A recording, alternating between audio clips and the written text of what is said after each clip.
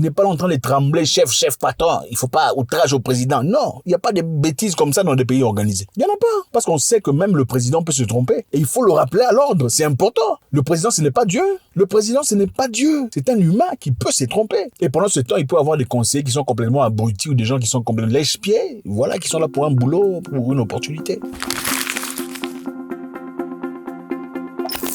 Alors les amis, toujours un grand plaisir. Avant de commencer, je vous demande de faire ça. Pouce haut, s'il vous plaît. C'est très important. Ça ne vous coûte rien, ça nous fait du bien. Et en plus, ça permet à la plateforme de dire aux autres que la vidéo est bonne. En tout cas, pour éviter à ce qui est de... Vous comprenez de quoi il s'agit. Le combat devient de plus en plus dur. On essaie de nous rabaisser, de nous bloquer et tout le bazar. Alors, pouce haut pour commencer. Si vous n'aimez pas la vidéo, faites ça. C'est pas grave. À plus tard. Merci. Donc, pour ceux qui savent, depuis un temps, Kamala Harris, vice-président américain, est venu en Afrique pour faire un travail de balayage. Un travail très important pour redorer un tout petit peu la casaque, la veste américaine, ternie par beaucoup d'histoires depuis un moment. Elle est passée par le Ghana, ensuite la Tanzanie, pour discuter un tout petit peu sur plusieurs sujets. Et à l'occurrence, le sujet de légalisation de papa.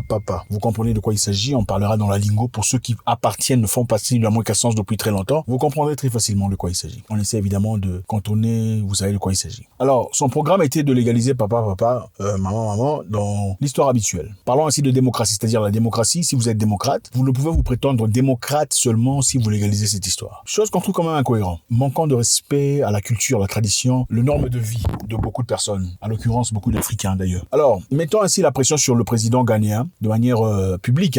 On a eu beaucoup de cas ici, on a entendu, elle le disait. On ne mettra peut-être pas la vidéo, en tout cas pas avec les voix, sinon ça sera chaud. On va, vous comprenez un peu de quoi il s'agit. Mais elle a dit clairement, nous sommes là pour soutenir cette histoire. On a entendu parler du Parlement ghanéen qui cherchait à voter une loi qui empêcherait les Ghanéens de devenir comme ça, c'est-à-dire officiellement mari et femme. Alors, nous sommes décidés de venir ici en espérant que le président lui-même s'oppose ouvertement à cette loi. Nous sommes venus ici parce qu'on a entendu que le Ghana se préparait à établir une loi qui empêcherait, vous comprenez de quoi il s'agit, de devenir officiellement. Alors, nous venons parler au président, espérant que lui-même empêche cette histoire. Thank you for the question. First of all, we don't have any such legislation here in Ghana. A bill has been proposed to the Parliament of Ghana, which has all kinds of ramifications, which is now being considered by the Parliament. It hasn't been passed, so the statement that there is legislation in Ghana to that effect is not accurate. No legislation. The bill is going through the Parliament. It's going through the Parliament.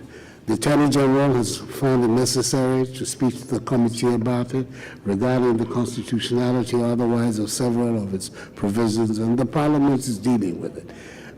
At the end of the process, I will come in. Le président, évidemment, comme un vassal, très clair, le dit. Oui, écoutez, on est encore en train d'y travailler. C'est encore entre les mains du groupe parlementaire. Aussitôt que ça sera entre mes mains, c'est-à-dire à mon bureau, je m'y lèverai et je ferai le nécessaire. Au lieu de dire ouvertement, on ne sait pas si lui, il est vraiment comme ça, mais ou pas. Mais des fois, quand on est devant son chef, évidemment, il faudrait se comporter d'une certaine manière. Vous comprenez de quoi il s'agit. Oh oui, non, ne vous en faites pas, chef. Même si on est contre l'idée, des fois, on fait ça. Alors, un monsieur très intéressant, très fort dans ses paroles, bien dans ses bottes, le speaker, c'est-à-dire le président du Parlement ghanéen, s'est levé pour en parler. That is creation, and that is the spice of life. How come we are using that to divide ourselves? Please, let the report flow. We need to legislate. Our friends just passed their law in Uganda, as the vice president just did yesterday. I mean, these things should not be tolerated. That is undemocratic. What is democracy? That somebody else will have to dictate to me as to what is good and what is bad? Unheard of. Il dit la démocratie, c'est aussi respecter la tradition, les normes des gens, leur façon de vivre, leur style de vie, leur mode de vie. La démocratie, c'est pas venir dire aux gens comment vous devez vivre votre vie. La démocratie, c'est pas venir imposer son modus operandi aux gens, disant que c'est ça la démocratie. La démocratie, c'est aussi accepter que les gens sont différents. Chacun a sa façon d'être, sa façon de voir les choses. Et la démocratie, ce n'est pas venir imposer aux gens leur façon de vivre. Et il dit, écoutez ce monsieur, écoutez ce papa. Because we have decided to devalue ourselves and go a begging. Come on, we have more than enough. God has created more than enough for every person. It's just because you are looking at somebody else's share, not yours. We have enough in the world. The bill will be passed.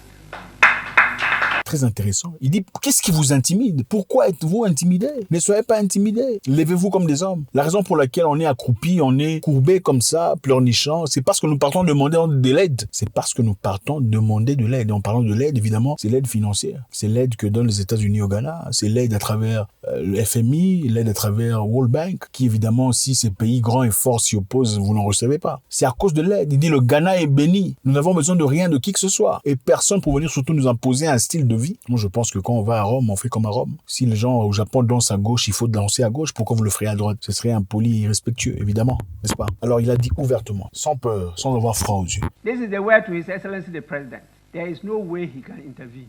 That answer he gave. That is now before Parliament. And when he gets to a stage that he will come in. Hey, please.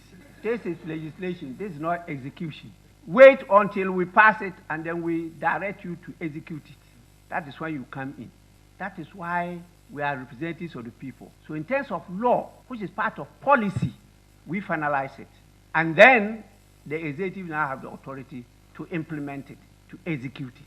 Et il lance un message au président ghanéen. Il dit, monsieur le président, moi je vous dis que cette loi, nous on va la voter. Et toi, tu ne feras rien. Tout ce que tu feras, c'est l'exécutif. C'est nous qui votons les lois ici. C'est quand même très intéressant de voir dans un pays africain, un président de parlement se lever et parler ainsi au président de la République. Dans votre pays, ah là là, l'Afrique n'est pas prête pour la démocratie. En tout cas, même si c'est la démocratie, il faut adapter la démocratie à chaque pays africain par rapport à leur culture et leur tradition. Il faut adapter. C'est la force, le courage à travers lequel il le dit. Le président ougandais très récemment s'est levé, s'est opposé. On ne sait pas exactement pourquoi il a fait. Peut-être qu'on lui a refusé quelque chose, c'est une possibilité ou pas. Peut-être que c'est aussi l'âge. Avec l'âge, on devient de plus en plus serein. On devient de plus en plus je m'en foutiste, a dit ou a fait voter une loi dans son pays qui abolisse, une loi qui interdise, une loi qui condamne ces pratiques. In our country, we will have our morals. We will protect our children. And we are making this law. We are making this law for ourselves. We are making this law for our children. We are making this law for the children of our children. This country will stand firm. And once it passed, I can tell you, Madam Speaker, we are going to reinforce the law enforcement officers to make sure that have no space in Uganda. Évidemment, là-bas, si tu fais ça, donc on jette ton prison. Et évidemment, cela a suscité la colère, tollé général, partout ailleurs dans le monde, surtout dans un pays que vous connaissez. On a supprimé les abonnements, on a supprimé l'aide qu'on donnait, je crois, à hauteur de 300 millions de dollars ou quelque chose comme ça. Il dit, bah écoutez, vous pouvez garder votre argent, ou ben un peu plus que ça, d'ailleurs. Gardez votre argent, nous ne sommes pas pauvres. Mais vous n'allez pas nous imposer votre modus operandi. Le message ici est très clair. Ne sommes-nous pas des pays libres, des pays assez forts? Ne sommes-nous pas des pays capables de réfléchir pour soi-même et choisir sa propre destinée? Pourquoi on n'impose pas à l'Arabie Saoudite de faire ça, tout ça? Vous savez pourquoi on n'impose pas? On n'impose pas parce que l'Arabie Saoudite est un allié stratégique, le pétrole. Tu veux pas déranger ces gens-là, sinon tu perds le pouvoir sur le pétrole. On sait exactement ce qui se passe avec le pétrodollar.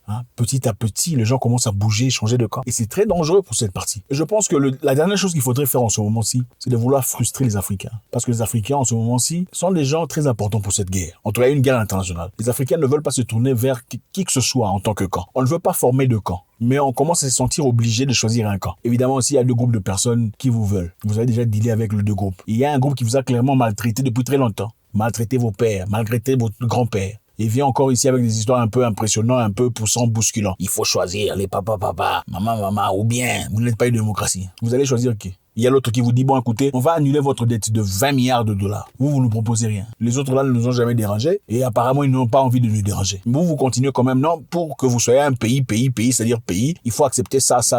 Pourquoi? Est-ce que moi je viens dans ta maison pour te dire, si pour être un vrai humain, il faut manger le sorgho, le soja ou le sombé? Non. Tu manges ce que tu veux. Si tu veux manger sombé, c'est à toi. Tu veux manger atseke ou ivoirien, c'est toi. Tu veux manger gombo, c'est toi. À toi de choisir. Moussere bagna, c'est à toi de voir. Je viens pas te poser comment tu dois vivre ta vie. C'est donc ça. C'est dans ce contexte-là. Un monsieur très fort qui le dit très ouvertement. Il dit, quand un vice-président vient dans un pays d'autrui, il vient avec respect. Faut venir respecter les gens. Faut pas venir manquer de respect aux gens. C'est comme si tu venais demander un rapport par rapport à un truc qui se passe dans ton bureau. Ça, c'est pas ton bureau. Nous, on est un pays. On ne sera pas intimidé. Il faut écouter le monsieur. Écoutez-le. Écoutez le vice-président de l'Assemblée. Ghanéen. Il n'a pas honte, pas froid aux yeux. Il n'est pas là en train de trembler. Chef, patron. Il faut pas outrage au président. Non. Il n'y a pas de bêtises comme ça dans des pays organisés. Il n'y en a pas. Parce qu'on sait que même le président peut se tromper. Et il faut le rappeler à l'ordre. C'est important. Le président, ce n'est pas Dieu. Le président, ce n'est pas Dieu. C'est un humain qui peut se tromper. Et pendant ce temps, il peut avoir des conseillers qui sont sont complètement abrutis ou des gens qui sont complètement lèche-pieds, voilà, qui sont là pour un boulot, pour une opportunité. Il faudrait des gens assez forts pour lui remettre à l'ordre. C'est ça, l'intelligence. C'est ça, être un homme. Et ce n'est pas particulièrement pour le sujet, c'est pour les valeurs pour lesquelles vous êtes debout. Ne doivent pas être bousculées par qui que ce soit, pas par la force, ni par l'argent. Parce que ce sont vos valeurs, c'est votre identité. God bless.